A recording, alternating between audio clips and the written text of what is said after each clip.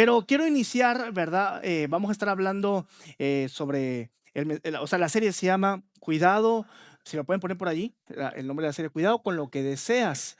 Esta es una serie que vamos a estar hablando. Si ustedes pueden ver esa lápida allí, dice números 11. Y ustedes se preguntarán, ¿por qué se ve tan bonito, pero es un panteón o un cementerio?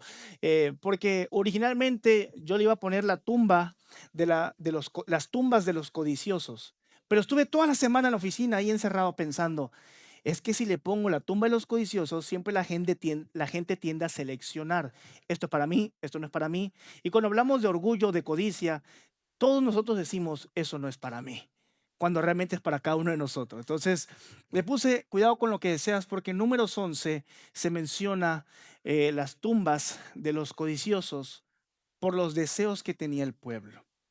Entonces vamos a estar leyendo todo el capítulo de Números 11 a lo largo de estas próximas 4 semanas, donde aprenderemos cómo tenemos que dirigir u orientar nuestros deseos y cómo debemos desear para así poder vivir lo que Dios quiere que vivamos y vivir en una gloria mayor. Porque todos estamos aquí, sea como sea, con una esperanza de que el día de mañana va a ser mejor que el de hoy. Lo vuelvo a repetir porque parece que no. Todos aquí vivimos con la esperanza, creyendo que el día de mañana va a ser mejor que hoy. ¿Lo puedes creer? Esa es la fe que nosotros tenemos, no por lo que dice el gobierno, no por lo que pasa alrededor, no por lo que pasa en el mundo, sino porque nuestra esperanza está anclada en el Rey de Reyes y Señor de Señores. Y su palabra dice que la gloria postrera siempre será mayor que la primera. Ahora, me gustaría ilustrar el inicio de esta serie y de este mensaje con un cuento. No te lo voy a contar completo, pero te lo voy a resumir. Y Tolstoy, un gran escritor ruso, si pueden poner ahí la, la placa, se los agradezco. Cuenta este cuento que es considerado de los más brillantes de la historia porque es breve, es directo y es profundo en su mensaje. El cuento se llama ¿Cuánta tierra necesita un hombre? Y guárdese eso, el título. ¿Cuánta tierra? ¿Qué dice? ¿Cuánta tierra necesita un hombre? Ok. Tolstoy cuenta la historia de Pajom. Pajom, ellos son rusos, ¿verdad? Pajom es un campesino humilde que vive relativamente tranquilo, pero obsesionado con poseer más tierras. Él cuenta la historia de que era humilde, pero empieza a adquirir tierras y eso, ¿verdad? Lo empieza él a ser como que más ambicioso y vive con el deseo de tener más y más y más tierras y más tierras, hasta que un día él dice, si yo tuviera demasiadas tierras, nadie me tuviera miedo, ni el diablo pudiera conmigo si tuviera tierras, porque recordemos que tierra es lo mismo que ser rico. Entonces, él escucha sobre un pueblo famoso donde hacen tratos impresionantes y se llama el pueblo de los basquires, ¿sí? El pueblo de los basquires.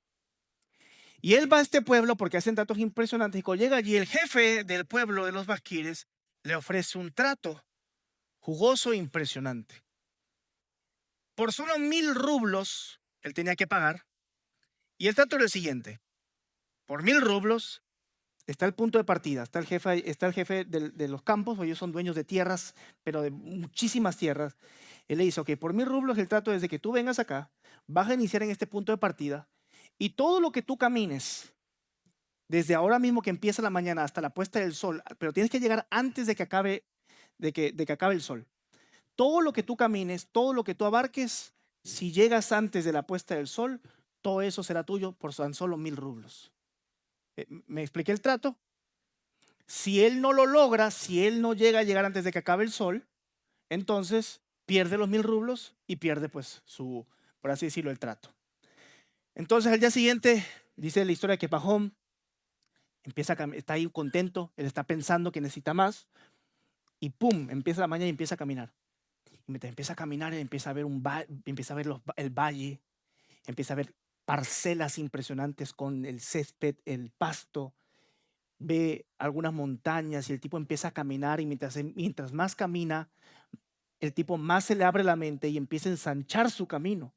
y empieza a caminar pensando, todo esto puede ser mío, y da una vuelta gigante, pero así, gigante, pero kilómetros o millas, y empieza el tipo a caminar, caminar, caminar, y dice, no, todo esto va a ser mío, y cuando se da cuenta que está demasiado lejos, ¿sí? Mira hacia arriba y ve que el sol ya está por bajar. Entonces, ¿qué hace él? Cuenta Tolstoy que lo que hace es que empieza a correr desesperadamente y se esfuerza y empieza a correr, correr, correr hasta la meta y hace un esfuerzo sobrenatural corriendo y llega en medio del calor sofocante que había, llega al punto de partida y cuando llega el punto de partida él dice, ya lo logré. Y llegando al punto de partida, imagínese que usted que él cruza, él dice, lo logré. Y cuando dice lo logré y llega, se desmaya y empieza a vomitar sangre por el esfuerzo sobrenatural que hizo de correr de tantas millas hasta allá para no perder el trato por toda la tierra que él había, ¿verdad?, marcado. Recuerde que él empezó a caminar y como empezó a ver parcela, empezó a ensanchar su camino porque pues él deseaba más. Cuando él llega y se muere vomitando sangre por el esfuerzo sobrenatural que él hizo, su siervo o su criado o su empleado con el que él fue, tomó una pala e hizo un hueco. Y el cuento termina respondiendo la pregunta, ¿cuánta tierra necesita un hombre? Y el siervo contesta, aproximadamente 6 pies, de lo que es de los pies a la cabeza para enterrar un hombre. Qué historia tan maravillosa. Eso es lo que necesita un hombre para morirse. La codicia lo mató. ¿Está conmigo? La codicia lo mató. Ahora,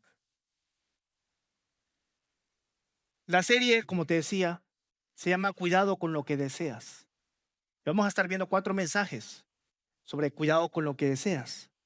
Y vamos a estar, como te vuelvo a decir, recorriendo números 11. Y aprenderemos cómo podemos nosotros orientar nuestro deseo para hacer bendición o maldición. Para explicarte números 11, tenemos que ver rápidamente el breve contexto de números del 1 al 10. En Levíticos y todo lo que narra Éxodo y Levíticos es el pueblo en Israel, de Israel, perdón, en el desierto. Y en Levítico ellos están en el monte Sinaí, y en el Éxodo también, donde llega un punto que llegan allí, están allí, y hay maná, hay codorniz, ¿verdad? Está Dios con ellos. Y lo que trata números es prácticamente el proceso histórico del pueblo bajando el monte Sinaí en el desierto para caminar a la tierra prometida. Del capítulo 1 al 10 de números, usted lo que va a ver es pura gloria. Empiezan con un censo, empiezan a hacer el censo del pueblo, el censo del ejército, celebran la Pascua, hay una nube que los guía, hay mucha gloria. Pero a partir de números 11 empieza un problema de maldición gigantesco y empieza la primera muerte de ellos después de bajar el monte Sinaí, que es en el versículo 34, que es la tumba de los codiciosos. Y preste la atención porque números 11 está dividido de la siguiente manera. Creo que tenemos la placa allí, ¿sí? Para que usted le preste atención. Esto es lo que vamos a ver en toda la serie. Versículo 1 al 3 hay una queja, hay un fuego y está el Tavera. Del 4 al 6, esto será bueno que usted lo lea en su casa. Lloran por carne y desprecian el maná. En el versículo 5 ellos desean Egipto, lo que se le llama el buffet de la memoria. Moisés también se quiebra en ese momento, se molesta y Moisés pide morir. Dios responde con gracia porque derrama su Espíritu Santo sobre 70 ancianos, pero también responde con juicio que manda codornices por un mes. Mientras ellos comían codornices en el verso 33, dice ahí que mientras tenían la carne entre los dientes, la ira de Dios se encendió y los consumió. Y en el versículo 34 cierra con lo que es el Kibrot de Hatabá, que significa la tumba de los codiciosos. ¿Sí? En números 11, usted se va a dar cuenta que Israel no cayó por una idolatría a una imagen como un becerro de oro, como anteriormente había pasado. No cayó por poder militar tampoco. Cayó por lo más cotidiano que puede pasar. Y fue de que se quejaron abiertamente diciendo, ¿quién nos diera de comer? Y después de eso se fueron a llorar a la entrada de las tiendas, por así, de sus propias casas. Hermanos, con eso tenemos que entender algo. Casi nunca nos destruye aquellas cosas que odiamos. Lo que nos destruye a nosotros casi siempre es aquellas cosas que nosotros deseamos, pero deseamos mal. ¿Está conmigo? Entonces, números 11 es la historia de un pueblo que deseó todo. Diga conmigo, deseó todo y no oró nada. Por eso el mensaje de hoy se llama, cuidado con desear sin orar. Y díselo a la persona que está junto a ti. Sacúdelo ahí, aprovechate y sacúdele ahí los hombros ahí. Sobre todo los jóvenes que están allá durísimos, así. Cuidado con desear sin orar. Y vamos a considerar simplemente los versículos 1 al 10. Vaya a su Biblia, por favor. ¿Ya están allí? Amén, tramposos, me ganaron ahí. Números, capítulo 11. Ya deberían estar en números. Llevo rato diciendo vamos a estar en números. Capítulo 11, vamos al versículo 1 al 10. Dice la palabra de Dios. Imagínense conmigo la historia, imagínense conmigo el campamento, el calor y todo lo que está pasando allí, ¿sí? La tierra. Dice, aconteció que el pueblo se quejó a oídos de Jehová y lo oyó Jehová y ardió su ira y se encendió en ellos fuego de Jehová y consumió uno de los extremos del campamento. Se cuenta que Dios se molestó y les demostró la ira simplemente incendiando alrededor, no el campamento. Entonces el pueblo clamó a Moisés y Moisés oró a Jehová y el fuego se extinguió. Mira cómo termina el capítulo 10, del 35 al 36. Eso es para los que tienen su Biblia. En gloria, cuando el arca se movía, Moisés decía, levántate Jehová. Cuando el arca se detenía, decía, vuelve Jehová a los millares de Israel. O sea, una gloria. Y aquí empiezan con una queja. Dice, y llamó a aquel lugar Taberá, porque el fuego de Jehová se encendió en ellos. Primera advertencia. Y la gente extranjera, dice el verso 4, que se mezcló con ellos, tuvo un vivo deseo.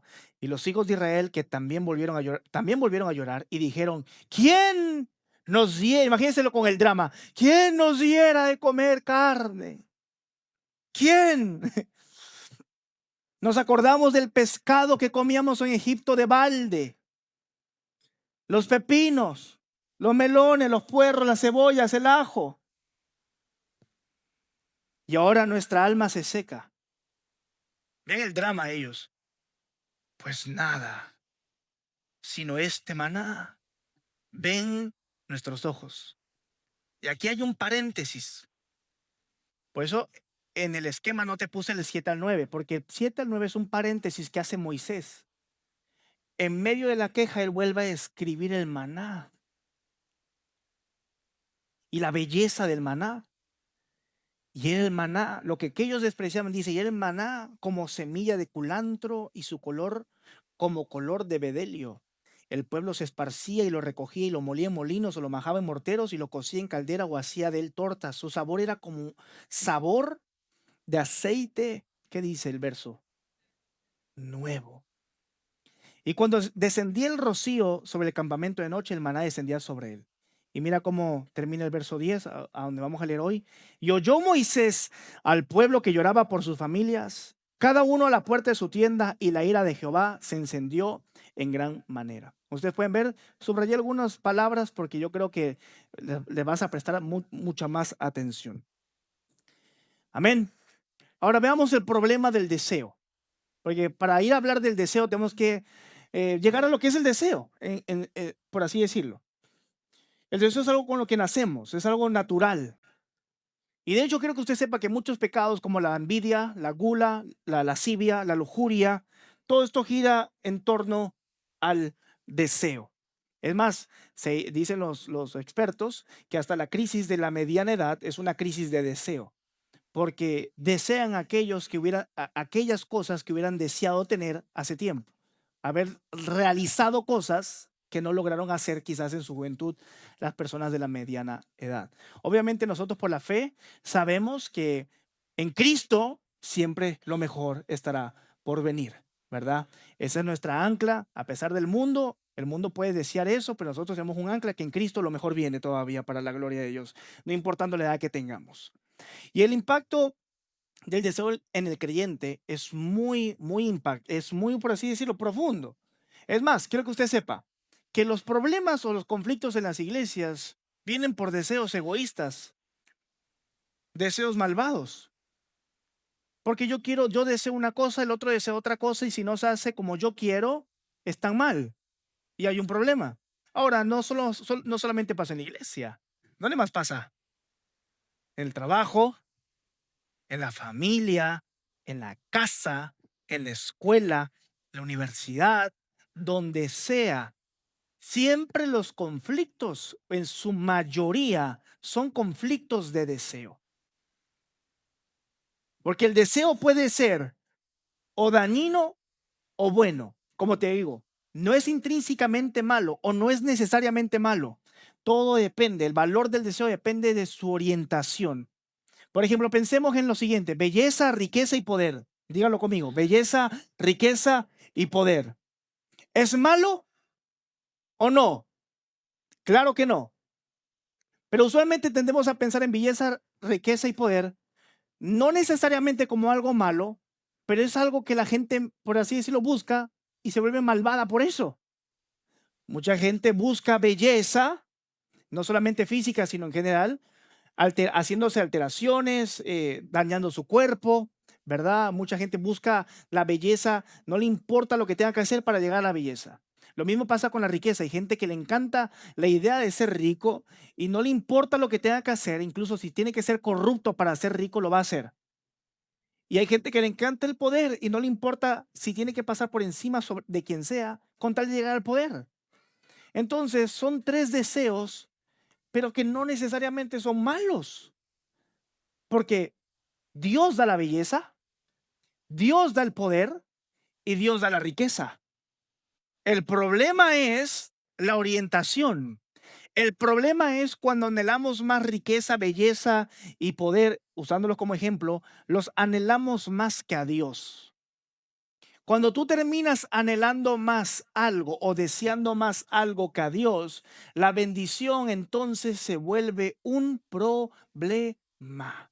Y como hemos enseñado aquí, hay muchas personas, muchos creyentes, lamentablemente dentro de las iglesias, lamentablemente muchos jóvenes y muchos adultos que buscan a Dios por la bendición, haciendo del fin la bendición y no Dios. Buscan agradar a Dios por una bendición, no agradar a Dios por quién es Él. ¿Está conmigo? Ahí es donde el deseo se vuelve un problema.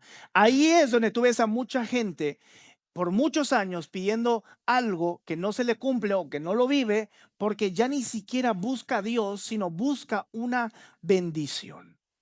De nuevo, no todos los deseos son intrínsecamente malos. Por ejemplo, el deseo del dinero. ¿Es malo el dinero?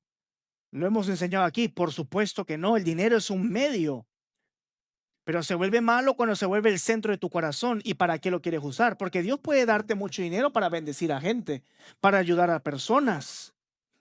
Entonces, hermanos, piensen lo siguiente. Aquí tengo una placa. La pregunta central no es si deseamos, sino hacia dónde deseamos. Un deseo autocentrado es la raíz del pecado. Y usted tiene que pensar durante esta serie de mensajes en hacerse como un X-ray usted mismo. Está como un, ¿cómo se dice esto? Una, una radiografía. Usted tiene que ser sincero con usted mismo. No, siempre en los mensajes estamos pensando en la radiografía de otro, en el de la mujer, en el del marido, en el del hijo. Olvídese del otro. Piensa usted en mí, en yo, en el yo. Entonces, lo que yo deseo, ¿sí? Si está autocentrado valga la redundancia, en mí, ahí eso es una raíz de pecado. Y muchas veces estamos deseando pecados sin darnos cuenta, aunque conozcamos del Señor. Entonces, la solución en el primer lugar del deseo es centrarlo en la voluntad de Dios, porque vamos a desear. Y hasta se vuelve una paradoja, porque si usted desea no desear, está deseando un deseo. Entonces, hay que aprender a desear. ¿Orientado a la qué? Usted está en el mensaje, en la voluntad de Dios, ¿verdad? Porque la Biblia hasta nos promete que si nosotros estamos alineados a la voluntad de Dios, Él cumplirá los deseos de nuestro corazón. Porque ya no se vuelve tu deseo, se vuelve el deseo de Dios. Y lo más difícil en el crecimiento espiritual de todo creyente es rendir lo que tú deseas para empezar a desear lo que Dios desea. Eso es lo más difícil, porque eso conlleva, diga conmigo, morir. Así susurrándolo. Eso conlleva morir. Ahora miremos el contraste entre lo que es desear versus orar. Mira el versículo 4. Y la gente extranjera que se mezcló con ellos tuvo un vivo deseo, y los hijos de Israel también volvieron a llorar y dijeron, ¿quién nos diera de comer? La gente extranjera, dicen los historiadores y los eruditos, que puede ser gente porque es incierto, pero es gente que definitivamente cuando Dios liberó al pueblo de Israel, habían otros esclavos de otras naciones y Dios es tan grande en misericordia que también los liberó a ellos. Entonces Dios los liberó. Pero también se puede decir que esa gente extranjera tiene una connotación que puede ser gente vagabunda. Entonces también dicen que pueden haber sido gente que se sumó a ellos de pueblos nómadas, por así decirlo, que se iban encontrando. Entonces dice aquí que tuvieron un vivo deseo. Y si le presta atención al verso, déjame el verso ahí rapidito. Tuvieron un vivo deseo y los hijos de Israel también. Lo importante de este verso no es, tú no puedes predicar este verso, ni enseñar este verso, ni recibir este verso pensando que el problema son los demás o que el problema de Israel fue por otro. Sí, puedes aprender que hay que cuidar con quien te juntas, pero el problema no era la gente extranjera. El problema era que el pueblo de Israel no tenía la fe suficiente para atravesar problemas. Porque muchas veces se nos enseña a tener fe para recibir, pero poca gente tiene fe para atravesar problemas. Y la Biblia nos llama a tener fe para atravesar problemas y para soportar adversidades. Porque fe para recibir, muchos pueden tener el anhelo de recibir, pero pocos tienen la fe para creerle a Dios en medio de los desiertos. De la gente extranjera empieza a tener un vivo deseo y dice que ellos también volvieron a llorar. En ese momento ellos también empezaron a recordarse, a llorar, y empieza una queja y dicen, ¿quién nos diera de comer carne? Como otros empezaron a quejar, ellos empezaron a quejarse también, porque empezaron a desear lo que los otros desean. Deseas el deseo del otro. Eso es un problema que hasta filosófico es. Mucha gente desea lo que el otro desea. Me explico. Uno desea ser aceptado, uno para sentirse aceptado desea ser la persona especial que el otro desea. Estoy ahí, suena un poquito raro, pero estamos ahí. Mucha gente lo que desea es que el otro te desee. Y así vive el humano. Yo deseo ser deseado. Esto se le llama el deseo de ser deseado. Y ellos empiezan a desear lo que los otros desean. Y como empiezan a desear lo que los otros desean, empiezan a cambiar, o sea, el problema que tienen en el corazón, como no tienen la fe suficiente, empiezan a cambiar su mente. Ay, yo debería ser, yo pudiera tener, yo debo de ser. Y empiezan a llorar junto con los otros extraños por cosas y empiezan a anhelar carne, empiezan a anhelar de todo y ellos dicen, ¿quién nos diera de comer carne? Y date cuenta que eso es una falta de respeto porque ese ¿quién nos diera de comer carne? Es un insulto al Señor. Porque es una queja malintencionada. Porque ellos tenían acceso a Dios, porque recordemos que en el campamento, el tabernáculo donde estaba la presencia de Dios estaba en el centro. Y sin embargo se ponen a hablar mal de Dios a sus espaldas o hablando de Él, diciendo, ¿quién nos diera de comer carne? ¿Saben cómo se ve eso hoy? Porque muchos de nosotros decimos, y mucha gente con la que he hablado dice, no, si yo hubiera vivido en el Antiguo Testamento y yo hubiera visto una columna de fuego, hubiera caído maná del cielo, yo jamás dudaría como el pueblo de Israel, qué tontos son, mira tanto milagro que ven y ni siquiera le creen a Dios. Hermano, nosotros hemos visto la mano de Dios también, hemos visto nuestro maná, hemos visto que todos los días, hoy, el día de hoy es un regalo, hemos visto que Dios nos ha provisto, hemos visto que Dios nos ha cuidado. Hemos visto que Dios nos ha sostenido en este lugar y sin embargo cuando hablas con la gente dices, ay, ¿qué será de nosotros? ¿Qué será de mí? ¿Quién velará por mí? ¿Quién cuida de mí? A ver, te pones a pelear con la gente, cuando te pones a pelear con un familiar. Ay, ¿y quién cuida de mí? ¿Y quién se preocupa por nosotros? Nadie, solamente pero ¿quién se preocupa por lo que yo hago, por lo que yo pago, por lo que yo como? ¿Quién se preocupa por lo que yo estoy aquí? Y empezamos a hablar así. ¿Está conmigo? ¿Quién nos va a cuidar? Hay que esperar otro gobierno para ver, para que estemos tranquilos.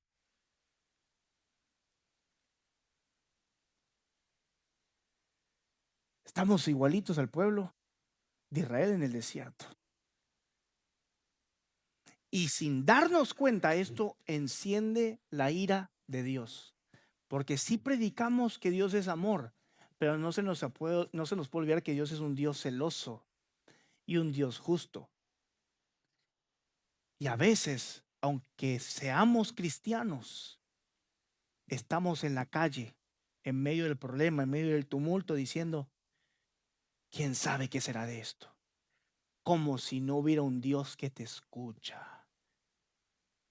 Y nosotros tenemos un Dios vivo que nos escucha.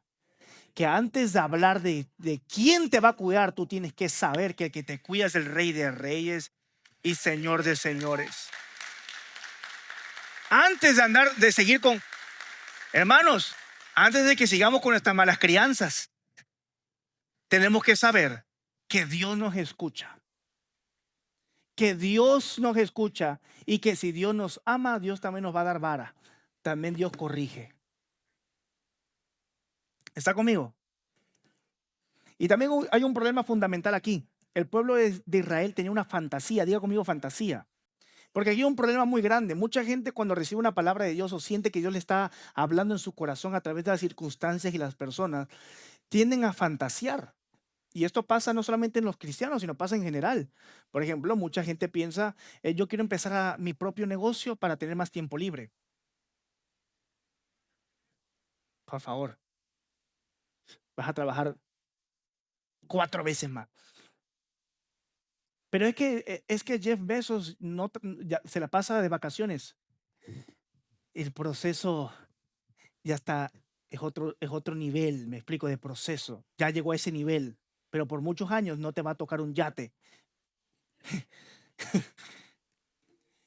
Cuando la gente empieza algo y no va como espera, se deprime y renuncia o deja de avanzar porque se hizo una fantasía de cómo iba a ser su imagen y cuando no empieza a ir como él piensa, el cerebro empieza a arrojar advertencia, esto no va bien, no es por aquí. Si David hubiera sido un joven con fantasía, no se hubiera creído que él era rey, porque lo ungió Samuel y no se volvió rey por mucho tiempo. Es más, lo ungen y lo primero que tiene que hacer es pelear con un gigante. Y mucha gente, Dios le da una palabra, reciben una palabra de parte del Señor, las circunstancias Dios les está hablando. Ay, el Señor me está llamando a hacer esto. Y cuando empiezas, gigante, gigante, gigante, problema, problema, problema. ¿No les ha pasado? Y hay gente que como no tiene fe y no entiende, se hace una fantasía. Pues no es de Dios, porque hay mucho problema con el papeleo. Es mucho Hermanos, Dios dijo que vas a llegar a la cima de la montaña, pero no te dijo que te va a agarrar así y te va a hacer así. Te va a hacer pasar por un proceso, porque no puedes estar en la montaña si no estás preparado para estar en la montaña. Si en el mundo secular no ponen a cualquier persona en puestos importantes porque tienen que tener cierta experiencia y capacitación, ¿por qué Dios no lo haría con nosotros? Y el pueblo de Israel clamó por libertad en Éxodo. Señor, líbranos de aquí. Señor, sácame de aquí. Señor, clamaron y Jehová los escuchó y los liberó, pero ellos pensaban que la liberación era como que, ay, te saco de aquí y te llevo a un lugar prometido a la vuelta de la esquina. No, hermanos, porque si Dios les hubiera dado la tierra prometida así, le hubieran corrompido así. No estaban preparados para eso. Es más, esta generación ni siquiera entró. Tuvieron que entrar los hijos porque no estaban preparados, porque tenían mentalidad de esclavos todavía. Ellos pensaban que la liberación iba a ser fácil y mucha gente quiere ser libre en su vida en muchas áreas, pero no se dan cuenta que la libertad requiere transformación. Entonces, en otras palabras, aquí tengo una placa. Ellos habían fantaseado con una vida de comodidad y seguridad material, pero sin comprender que la verdadera, diga conmigo usted, la verdadera liberación, dígalo bien, la verdadera liberación requiere transformación espiritual y dependencia de Dios. ¿Tú quieres crecer más espiritualmente? ¿Tú quieres ser más libre en el Señor? Dios te va a hacer depender más de Él. Es como la gente que sueña con una casa. Yo quiero una casa, Señor, dame una casa. Te da la casa. Pasa un mes y te llega el primer recibo de luz. ¿Será que esto era de Dios? ¿Será que esto, hermano? Tiene que pasar un proceso. Conlleva. ¿Está conmigo? No podemos hacernos una fantasía pensando que Dios me va a dar una casa grande sin que yo tenga que hacer gastos de una casa grande. Continuemos. Versículo 5 y 11. Nos acordamos, date cuenta de lo que ya tienen en el corazón y empiezan a recordar. Nos acordamos del pescado que comíamos en Egipto de balde y empiezan ellos a mencionar todo. Las alcapurrias, los tacos, las arepas, las hallacas, los tamales, el lechón, ¿verdad? Empiezan a recordar todo, pero mira lo que dice. Nos acordamos del pescado que comíamos en Egipto de balde. De balde no quiere decir que era una cubeta. Sí. De balde significa de gratis. ¿Sí? De balde, de gratis. ¿Por qué de gratis? Porque a pesar de que eran esclavos, cumplían una jornada laboral y regresaban a su casa y les daban comida y descanso. Y aquí no. Ellos fueron libres ahora de la opresión, pero ahora tenían que ellos recibir la comida de Dios, estar en un desierto incómodos y encima acampar. ¿Alguien de aquí ha ido a acampar en casas de campaña? ¿Sabes qué es lo más horrible? Limpiar, recoger.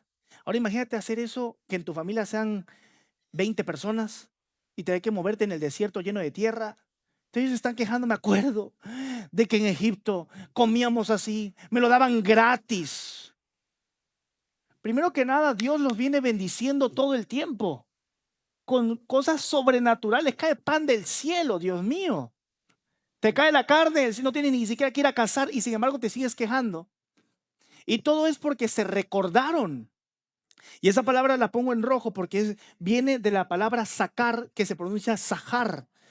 Interesantemente, esta es la raíz del nombre de Zacarías, porque me parece que en hebreo perdón mi pronunciación, pero es como que Zaharía, algo así, que significa el nombre del profeta Zacarías es Dios recordó. Pero esta palabra que es Sahar, que es recordó, diga conmigo recordó, tiene también un significado y una connotación que significa invocar o adorar. Te voy a poner un ejemplo donde se puede ver la palabra Sahar también. Segunda de Samuel 14:11. Póngalo allí. Te puse dos versiones. La de abajo es la nueva versión internacional. Porque en nueva versión internacional, en este sentido, como que lo traduce casi literal. Dice, dijo ella entonces, te ruego, rey, que te acuerdes de Jehová tu Dios. En la otra versión dice, te ruego a su majestad invocar al Señor su Dios. Curiosamente, de esto vamos a hablar la próxima semana. Voy a hacer más énfasis en esta parte del recuerdo, de cuidado con desear el pasado, ¿sí? Pero lo que aprendemos hoy, que es un punto de partida para la próxima semana también, es de que cuando nosotros recordamos de una forma que empezamos a añorar y anhelar el pasado, hacemos lo que se llama sahar. No me acuerdo por recordar, me recuerdo con un deseo de invocar el pasado, de adorar el pasado. Y ahora usted ayúdeme. Todo lo que nosotros adoramos que no es Dios, ¿qué es? ¿Un qué? Un ídolo. Y los ídolos no solamente son los santitos que venden, los ídolos también pueden ser emociones, momentos de nuestra vida, personas, objetos, movimientos. Y dice la palabra del Señor que dice, nos acordamos con un sentido de adorar el pasado, empecé a adorar y a recordarme de cómo era mi vida antes. Porque parece que le están diciendo al Señor, me iba mejor que cuando no era cristiano. Me iba mejor. Y eso a Dios lo encendió, hermanos. Porque usted lo puede, eso es una falta de respeto al Señor porque empiezan a invocar el pasado en lugar de invocar a Dios. En lugar de adorar a Dios, adoraron el pasado. Se les olvida que si Dios los sacó, Dios les puede proveer lo que ellos quieren. Pero en lugar de acercarse al Señor, empiezan a anhelar y a desear con forma de adoración el pasado y terminan condenándose, provocando la ira de Dios. Porque si usted ve el verso 20 del capítulo 11, los que tienen sus Biblias físicas, ahí lo pueden ver, el 20. Dice, sino hasta un mes entero, Jehová hablando de la condenación, hasta que os salga por las narices y las aborrezcáis, por cuanto menos, ahí está la palabra, por cuanto menospreciaste a Jehová, que está en medio de nosotros. Y dijiste, diciendo, ¿para qué salimos de Egipto? Muchas veces estamos deseando cosas y no nos damos cuenta que menospreciamos a Dios. Y esto no es una llamada a ser conformista, escuche bien. Porque la Biblia nos llama a ser planificadores, nos llama a tener hambre por salir adelante, pero no nos llama a menospreciar el desierto y no nos llama a menospreciar lo que tenemos, pensando que Dios no nos va a bendecir. Porque ellos recordaron que su proveedor eran los egipcios. ¿Está conmigo? Nos acordamos, adoro que mi proveedor era antes Egipto. Mi proveedor de ahora no me puede dar nada. Y eso encendió a Dios. Así estamos muchas veces nosotros.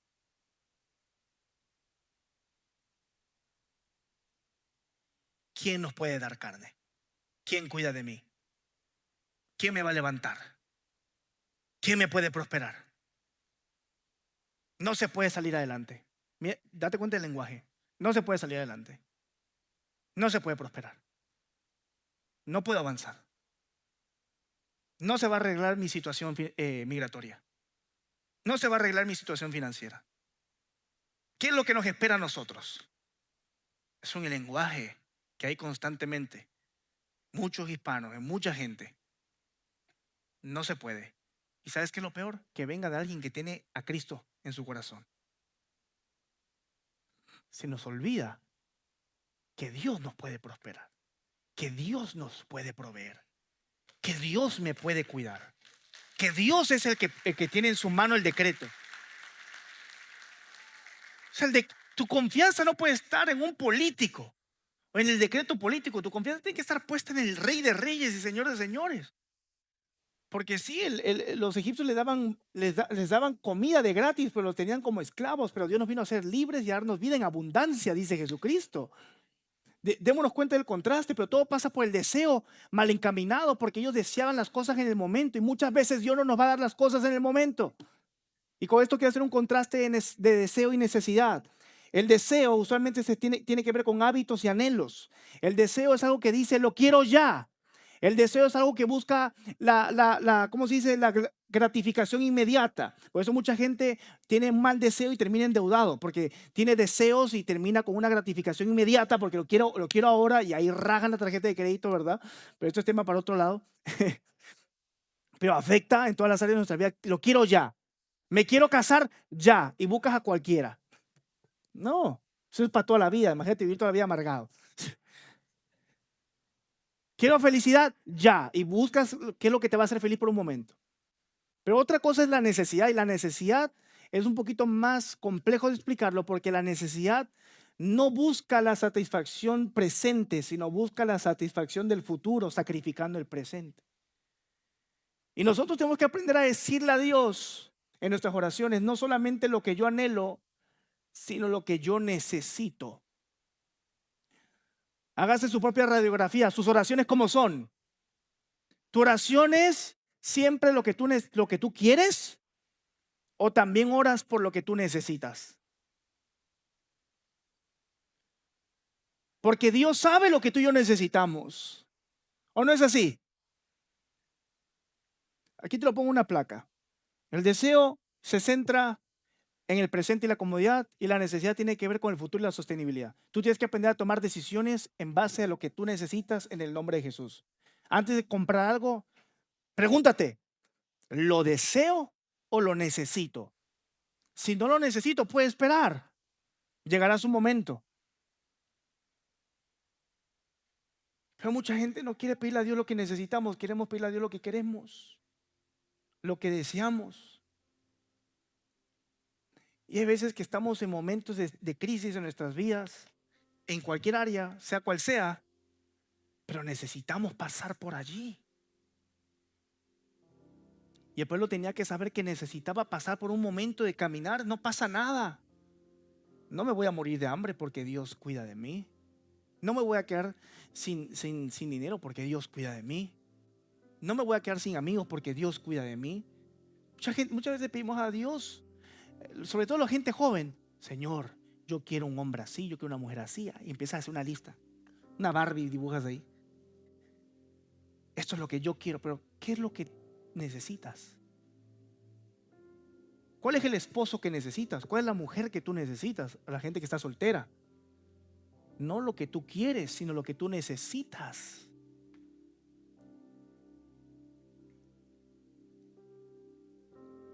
Quizás no tienes el trabajo que tú quieres ahora, pero estás en uno que necesitas, aunque tú no lo reconozcas. Y tienes que ser fiel en lo poco, porque en lo mucho Dios te va a poner.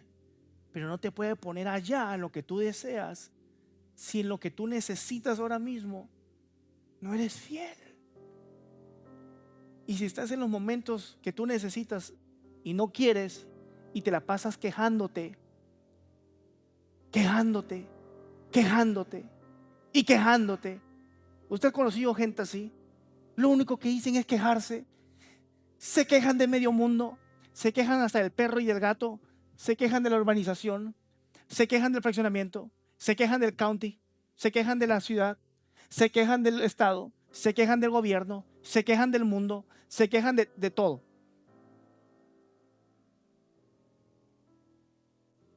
Nos quejamos de todo y estamos ahí pensando todo el tiempo: ¿qué es lo que? Todo está. Y hermanos, por eso hace Moisés de paréntesis del 7 al 9. Y el maná era una belleza, y menospreciaron la belleza. Hay gente que está enferma y desea la sanidad, ¿verdad? Y oramos por la sanidad, pero desprecian su maná. Y suena fuerte decirlo, pero lo tengo que decir. ¿Sabes cuál es el maná de mucha gente que está enferma? El día de hoy, que están respirando hoy. Sí, va a venir su sanidad, y por la fe lo creemos. Y no está mal que lo desees, pero no menosprecies que hoy estás respirando, y que mientras respiras puedes alabar al Señor. Mucha gente desprecia que Dios los ha sostenido, porque nunca te ha dejado Dios sin comer.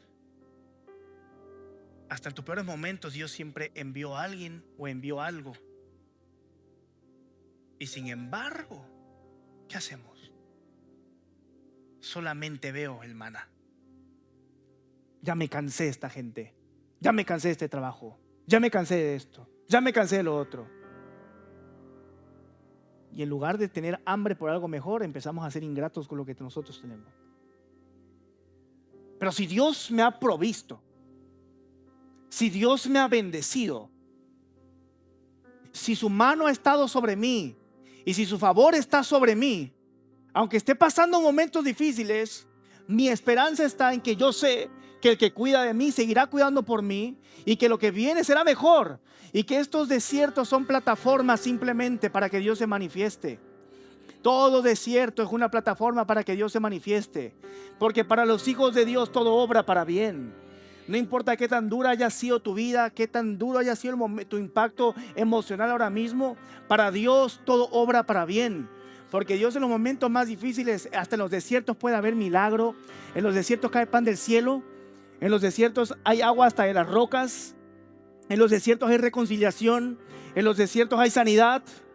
En los desiertos te formas para poder llegar a la montaña. Entonces, hermanos, dejemos de soñar con la cima de la montaña y empecemos a soñar en el proceso de llegar a la montaña, sabiendo que Dios, el Dios que nos va a llevar a la cima de la montaña, es el Dios que va con nosotros durante el proceso. Porque a veces hablamos como si Dios está con nosotros, nos manda el proceso, se va y simplemente nos observa.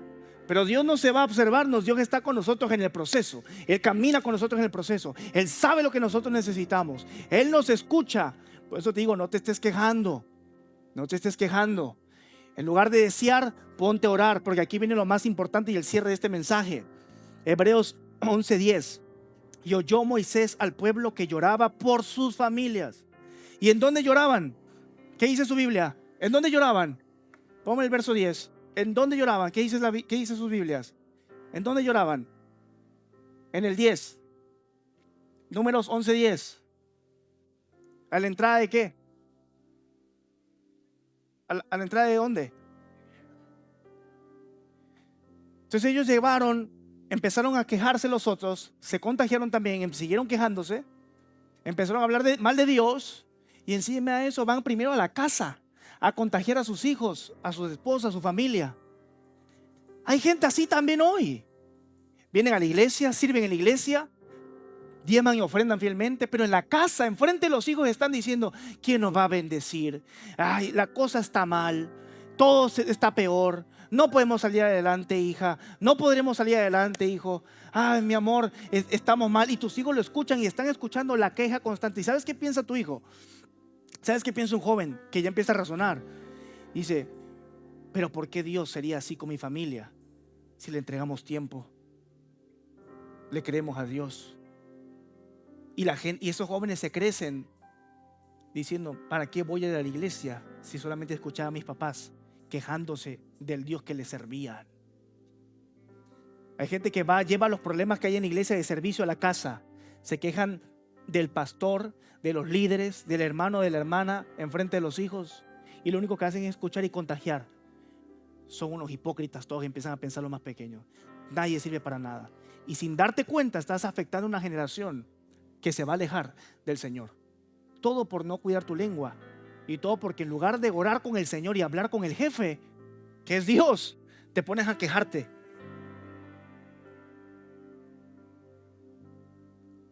Y se fueron a llorar a la tienda. Afectan a su familia. Tu familia tiene que escuchar de ti: Dios nos va a sacar adelante. Lo mejor viene. No se preocupen. No sigamos paniqueados. Lo mejor viene. Porque Dios es fiel. Cuando Dios, en lugar de decir ¿quién nos ha de dar de comer?, lo que debía de haber dicho el pueblo a los otros es: ¿cuándo Dios nos ha dejado sin comida? ¿Cuándo Dios nos ha dejado sin techo? ¿Cuándo Dios nos ha dejado a los pies de nuestros enemigos? Jamás Dios nos ha dejado en eso. Y ese es el lenguaje que debemos de tener nosotros. ¿Cuándo Dios no ha sido fiel conmigo? ¿Cuándo Dios no me ha bendecido? ¿Cuándo Dios no me ha cuidado? ¿Alguien estoy predicando en esta mañana? Algunos de ustedes pueden pensar, en lugar de decir: ay, ¿qué es lo que se viene? No, es decir, ¿cuándo Dios nos ha dejado solos? Sale a la calle y en lugar de pensar, ¿y qué es lo que va a pasarme? ¿Cuándo Dios me ha dejado solo? ¿Cuándo Dios no ha obrado a mi favor? ¿Cuándo Dios no nos ha cuidado? Y lo otro es que dice que lloraban a la puerta de su tienda y tenían el tabernáculo enfrente. O sea, en lugar de ir a orar, se fueron ¿a dónde? A quejarse en sus propias miserias. Y hay muchos creyentes que así viven. En lugar de orar, porque incluso uno se puede quejar ante Dios. David lo hacía. Los salmos están llenos de queja santa. Señor, ¿pero por qué, Señor? Pero estaban dirigidas a Dios sin pecado. Pero mucha gente habla de Dios como si Dios no existiera, aunque crean en Él. Y hoy no necesitamos un tabernáculo para orar, porque ya Cristo vino. Y Cristo es el maná. Y por Cristo tenemos acceso al trono. Por eso quiero que vayamos a Hebreos. Vaya conmigo, Hebreos 4:16.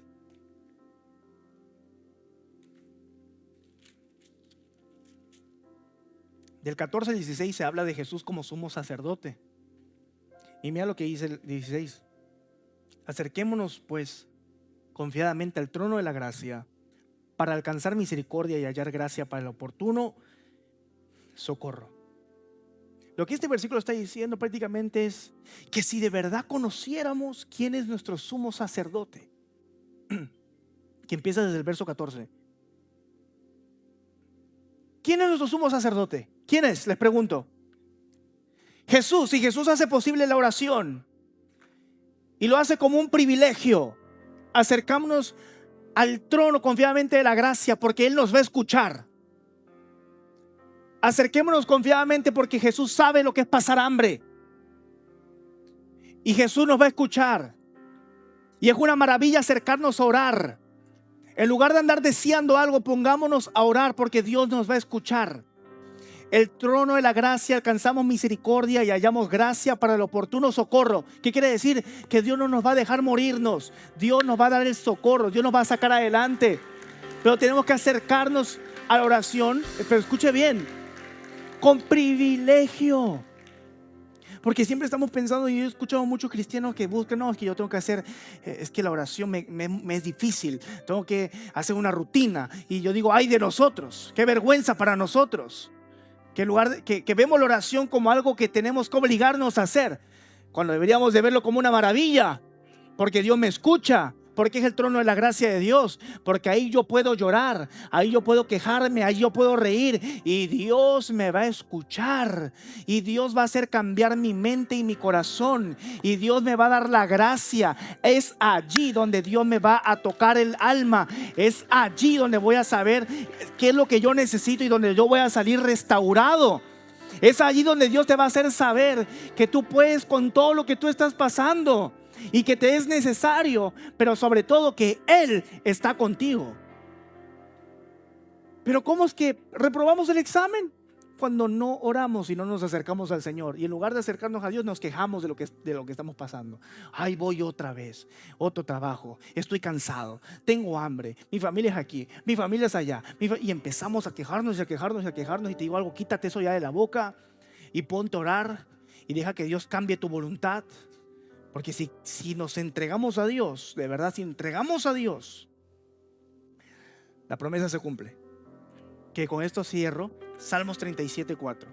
Deleítate a sí mismo en Jehová y Él te concederá las peticiones. El original dice los deseos del corazón. ¿Por qué Dios cumpliría los deseos del corazón si el corazón es corrupto?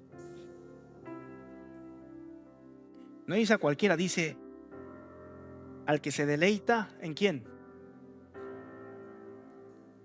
Porque cuando tú empiezas a anhelar a Dios y empiezas a disfrutar su palabra, tu voluntad empieza a morir y empieza a vivir la voluntad de Él en tu corazón.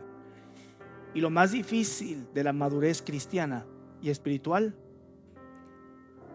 es aprender a dejar de pedir o de anhelar lo que yo deseo y empezar a anhelar lo que Él desea para mí. Pero Dios es tan fiel que incluso lo que anhelamos en el corazón, Él nos los va a dar, porque es un Padre amoroso. Así que, hermanos, termino como empecé. Como dije al principio, la solución del mal deseo es poner en primer lugar la voluntad de Dios. Cuando Dios es nuestro mayor deseo, todo lo demás se alinea y queda en el lugar correcto. ¿Alguien puede decir amén? Me gustaría hacer una oración. Póngase de pie.